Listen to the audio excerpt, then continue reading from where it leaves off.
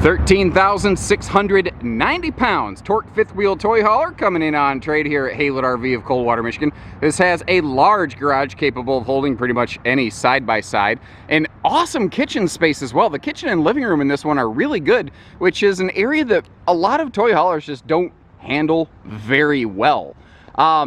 The RV overall, it has a couple little points. I'm going to share you some things I like about it, some things I think could be improved. Like, for instance, we don't have a very large front storage compartment.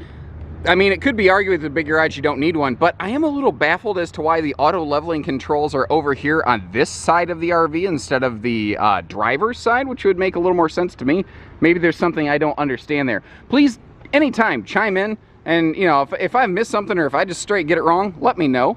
Working our way over here, one of the things I wanted to look at real quick though, moving past that little storage compartment, is the very cool, like, full outside kitchen and entertainment, which is another area, you know, toy haulers, especially, you know, trailers, fifth wheels, any of them, they don't often do very well. So this one has, I think, just really good daytime living and entertainment space. It's more than just a garage that you sleep in.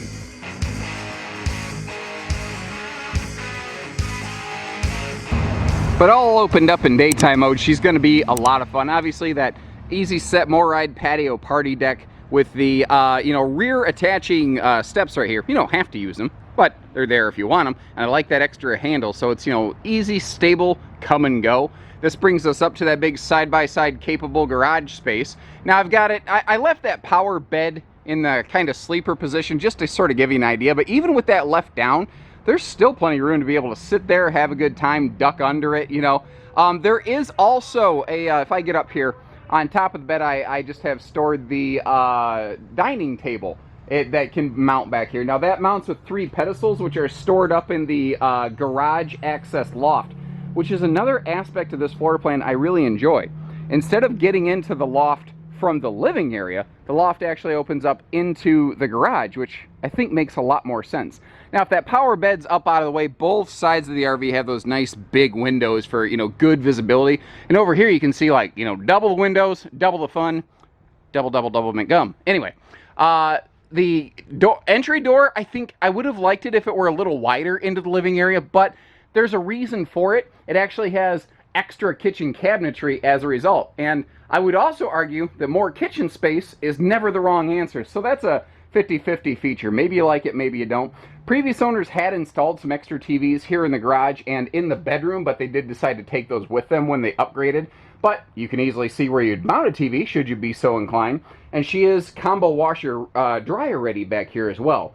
She's a bath and a half model, and I kind of like the way they did this because I've never understood why a lot of half bathrooms have like a 10-foot tall ceiling when this is all you need. And over here, obviously, we have that ladder to get us up to the loft. Now, thankfully, I recorded a quick little video clip so you can see what it looks like up there. And again, those pedestal mounts for the table in the back here, that's where those are currently stored. And that little privacy curtain there, by the way, it does slide all the way across, so you can keep that totally privatized and shut down. Another thing that's kind of cool is all your important bells, whistles, switches, whiz-bangs, and gizmos, which are all technical terms, by the way. They're all up here where anyone who can reach them is probably someone who is old enough to know what to touch and what not to touch, when to touch it and when not to touch it. So the little kids, you don't quite have to worry about them messing with things up there. And if you don't care about sleeping space in that loft, throw some storage up there and make it an attic. And really, before we get too far along, I mean, this is just a testament to the flexibility of a toy hauler. I think even just the name toy hauler kind of does these things a disservice. Because, yes, could you load a side-by-side ATV in this? Absolutely. The garage of this is capable of handling just about anything out there. You got a big mule or whatever, it's like 12 foot long. Yeah, it's going to fit in here, no problem. But if you're looking for something like an alternative bunkhouse, if you're looking for a 3 seasons room, if you want your own patio, I mean, if you're looking for a craft room, it can do a bunch of different things. Now, up top here, you see how somebody took the like normal overhead loft bed in the power lift here and threw basically a king mattress on it to turn that into like a, you know, pretty comfy big sleeping space. But you obviously have the bench sleeping down here, and that's what's neat about toy haulers. Bunk models are usually good, for just sleeping kids. There's exceptions. We carry quite a few of them here at Haylett RV. But toy haulers like this, you could sleep multiple adults, 2 per bed comfortably here. You could have 4 adults sleeping in just the garage, no sweat. You could have an additional up top in the loft. You got the super sofa. You got the front private bedroom. You could have 8 grown-ups in here doing cool grown-up things for the weekend. You don't just have to have kids, although nothing says you couldn't either. Oh, by the way, one more really cool thing over here. You can see that screen, wall there that can come down. It's actually just a one-touch 12-volt power up-down system. Now, if you want to stop it halfway, you can do that. If you want to raise it partially, lower it all the way, whatever, it's just one touch, and it does the thing. And some little convenience factors like that, those are the little icing on the cake moments that make you really enjoy an RV long-term, I think. Now we're going to start inside from the stairs, as though you just woke up in the morning from the master bedroom and came downstairs. Some folks are going to say, the TV's a little high for me. At the same time, though, that's like, a 50-yard line Jumbotron. It's not exactly hard to see. Over here, I like all the windows over on the campsite. Now, I do have the windows kind of covered for camera reasons. I've got all the shades drawn. All the windows do open for airflow. And one thing to keep in mind, if you do have that camp kitchen open, it will obstruct the kitchen windows inside. So you really have to kind of decide, are you going to be inside or outside? Which kitchen, which entertainment are you using? I think maybe if you put some struts on that outside door, it could potentially kind of split the difference, but then you're kind of ducking under. I don't know that there's a perfect solution there, but I also don't know that it's a deal breaker for me. All the countertops here in the kitchen are solid surface, including what I had a viewer call, and I'm going to give them all the credit in the world, although I don't remember their YouTube screen name, a freestanding tablette. I think it's a good name for that. It's not a dinette, it's not a freestanding table, it's kind of something in between. And I think what I would do is I'd have a couple little really small fold-away chairs that I could store under the master bed or up in the loft. Some extra things I could pull out here. I think you could probably squeeze 6 adults in there, but 4 adults, 2 kids easy, 6 kids easy. There's a lot of cool entertainment fun going on. Now, and this is actually interesting where the tall TV comes into play, because if you have grown adults sitting here and the TV was mounted where the window is, they'd be in the way. So people can be sitting there, or kids, and you can still be watching the game or the race or whatever over here. Now, right up here, I don't know why, but I think I know why. I'm estimating, though. This used to be cabinet doors that were removed. You can actually see where they used to be installed. And somebody took an old router and just and drilled a hole through that. And you think, why would they do that? I believe what they did is they probably put like a Blu-ray player or a game system or something up here, and that became their entertainment shelf. That's a theory, but I'm 99% sure that's correct. I do a lot of CSI for camping, camp scene investigating. I'm pretty good at that over the years, and I've got a darn good feel for those sorts of things. Now, taking a look over here in the kitchen, that's a stone cast sink, by the way. It looks plastic, but it's actually rated for 500 degrees, which is some pretty slick stuff. And there's just a whole mess of storage in this kitchen. First of all, nice wide open space under the sink there. Obviously, you see room for a trash can, although I think you could just as easily put a small trash can over here under that little pocket to the right of the stove. But I don't want to forget to take a moment to acknowledge all the drawer space down in here, and it's all wrapped around the campsite cook. And actually, now that I'm looking at this, I think that might actually be the better spot for the wastebasket, because there's a handy little wastebasket slot, see buffet, yes, wastebasket slot, there we go. Oh, it's going to be one of those days. I even caffeinated and I'm still an idiot. My wife will confirm that. Convection microwave oven. But again, I try to be fair, and this is picky stuff. If this is the worst thing I have to say about the camper, guys, we're doing okay.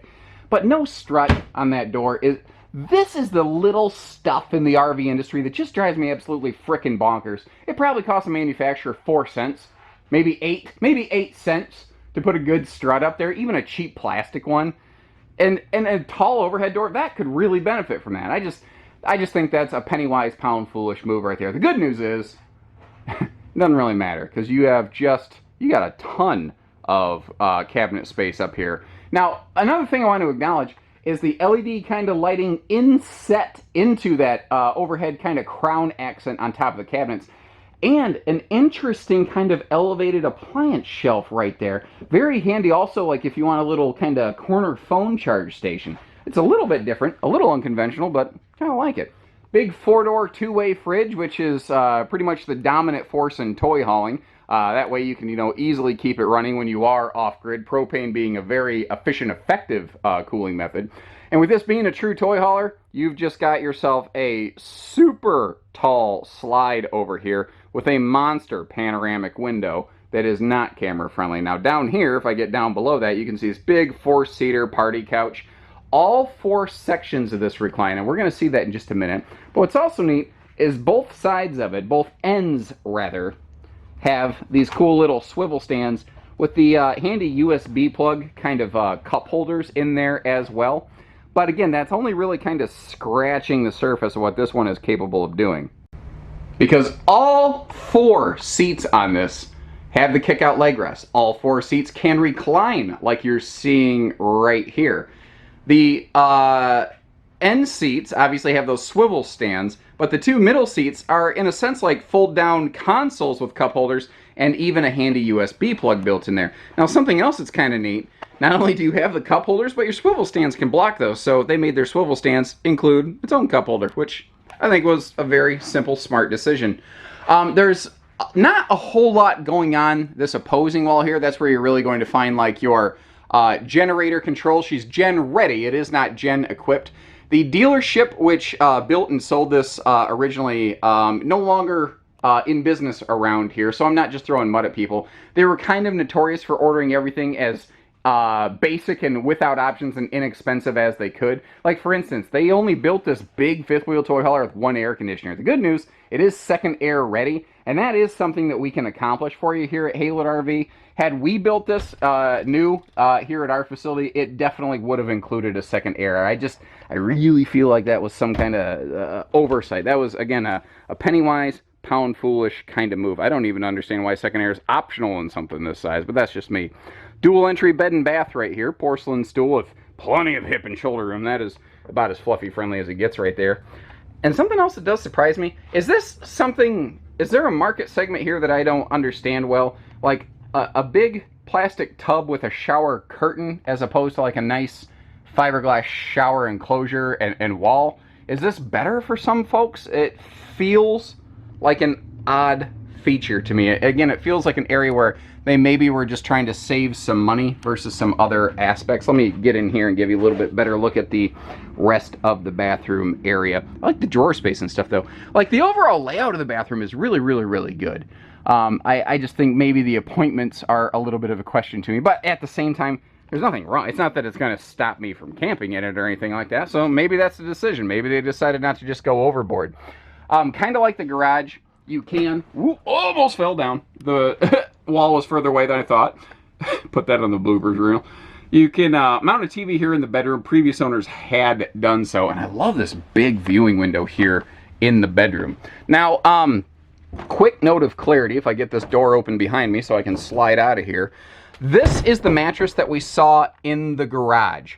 I didn't realize when I was doing my initial photos and video, for some reason the bedroom mattress was sitting on the power lift in the garage. I suspect it's because the previous owners, who were briefly full-timing in this RV, probably put a big residential bed in here, so that's just where they left it. And I really would have thought that we would have moved it back before that, but obviously not. So I moved it up here, probably where it belongs. That is a king bed. It's on a queen platform, so you might notice how that left side sinks down a little bit. There's a reason for that, though. Over here, you have this big closet slide out, and it comes far enough in that there can't be a fixed bed platform under there. So basically, you do have a bigger mattress. You're just not going to be able to sit dead on the edge of it because you would, you know, sink. And it doesn't have the dual hanging stands that you'd find on some fifth wheels or trailers or whatever, but you do have this big closet storage over here with some great dresser space going on. That's actually an area that this does very well. And I do like that extra window over there for breeze, and there is a set of power outlets over there in case you got a little clock or something you need to plug in. And finally, we get ourselves back over here to the, I guess you'd say, door side or camp side of the RV. Those dual entry doors making for kind of an easy flow, come and go situation. And I know we looked at it previously when the video began, but I really do like this whole, it's not even just a camp kitchen, it's like a full-on kind of outdoor entertainment station. Although, I would highly recommend, a little tip from Uncle Josh the RV Nerd, if you are going to, you know, do some cooking out here with the close proximity of the TV, you may actually want to get like a piece of plexiglass or something that you could put in front of this that would maybe still allow you to see through it, but maybe would help shield it a little bit from some cooking grease or something like that. Like, this is really neat, but in theory, but in practice, I think it just takes an extra little precautionary method. But I don't know, maybe I'm totally wrong. Maybe the, you know, the lid shield right here will be enough. I know that I'd probably take an extra precaution just so I wouldn't have to Windex my TV down all the time. And that little pocket right there, you know, I love that they didn't waste it. Like I said, overall, there's some good things going on here. I totally understand why folks take these home. There's, you know, it's got good looks, good features, and hey, being in the used market, it's gonna be good price. And this is cool because it's late model enough, you can basically still qualify for same as new RV financing, pending approval of course, but it is possible to get like new RV financing on this one. And that'll really keep payments comfortable if that's what you're looking for. So give us a call, whatever your situation is. We do it all here at Haylett RV, so take care, stay safe, have fun, and happy Haylett camping, everyone.